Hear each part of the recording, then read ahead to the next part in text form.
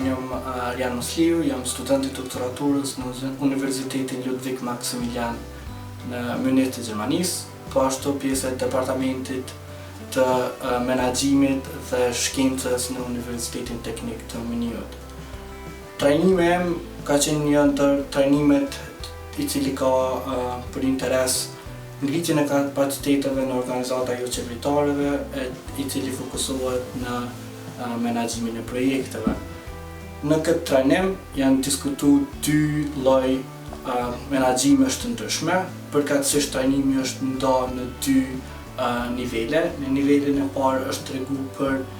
leadershipin edhe faktorë të jashtëm të cilët munden me ndiku në leadership edhe çka bën një leadership brenda organizatës, e sidomos në menaxhimin e projekteve si unik dhe me sukses potencial. Pra në këtë pjesë të trajnimit janë diskutuar pak më shumë llojet e leadershipit, personalitetit si një ndër faktorët që ndikon në përcaktimin e leadershipit, por edhe kundërta, pra një efekt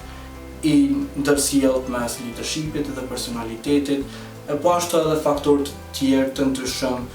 siç janë emocionet që shfaqen gjatë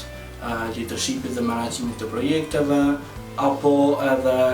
tri nivelet bazike të teorisë vetëdeterministës, siç është autonomia, kompetenca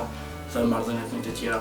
Pra, në fillim të këtij trajnimit është diskutuar për faktorë të jashtëm, të cilët munden me ndiku në krijimin e midfield të një leadershipi, e që pastaj munden me ndiku direkt në menaxhimin e projekteve të caktuara. Ndërsa pjesa e dytë të trajnimit është fokusuar më shumë në menaxhimin e projekteve,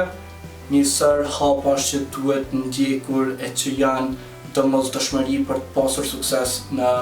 krijimin, menaxhimin dhe përmbylljen e midfield të këtyre projekteve.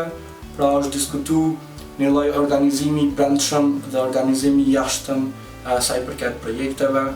Pastaj është diskutuar edhe planifikimi, qoftë prej planifikimit të resurseve humane apo edhe planifikimeve të tjera të resurseve të tjera, si dhe çdo gjë që mundet me ndiku në ndryshmërinë e këtij lloji planifikimi. Më pastaj janë përcaktuar edhe koha që nevojitet për projekte të ndryshme, sidomos ato projekte të cilat lidhen me humanistimet shkencore. Pra një lloj ndarje në mes asaj kohës optimiste dhe kohës pesimiste dhe koha reale, se si mundet më përcaktu koha reale për